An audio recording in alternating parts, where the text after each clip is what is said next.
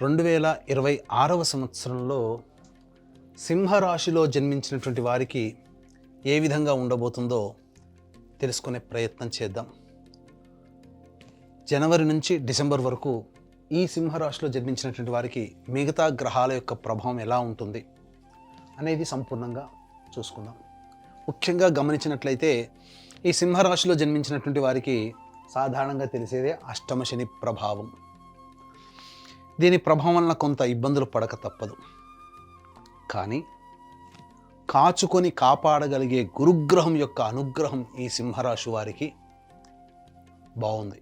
తత్ఫలితము చేత ఎన్ని సమస్యలు వచ్చినప్పటికీ ఆ గురువు అంటే దైవమే, దైవానుగ్రహం వల్ల ఈ సింహరాశి వారు చాలా సమస్యల నుంచి బయటపడతారు. మరి విద్యార్థులకు ఎలా ఉంటుందండి? ఉద్యోగం ఎలా ఉంటుంది? మార్పులు ఏమైనా చేసుకోవచ్చా? వ్యాపారం ఎలా ఉంటుంది? దాంపత్యం, వివాహం, ఇలా అన్ని రకాలుగా ఎలా ఉండబోతుందనే విషయాన్ని ఒక్కొక్కటిగా మనం తెలుసుకునే ప్రయత్నం చేద్దాం.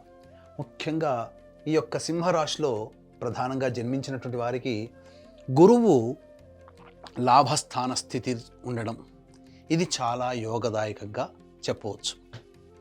ఎందుకనంటే మార్చి 14వ తారీఖు వరకు ఈ గురువు వక్రీకరించి ఉండడం, దశమ ప్రభావం ఉండడం, ఈ కారణం చేత సంఘంలో పేరు ప్రతిష్టలు పెరుగుతాయి. మీ మాటకి విలువ పెరుగుతుంది. పేరు ప్రతిష్టలు కలిగిన వ్యక్తులు మీకు పరిచయం అవుతారు. అన్ని విధాలుగా ఉన్నతమైనటువంటి స్థానానికి చేరుకుంటారు. మార్చి 14 నుంచి జూన్ 1వ తారీఖు వరకు గురువు లాభస్థానంలో ఉండడం,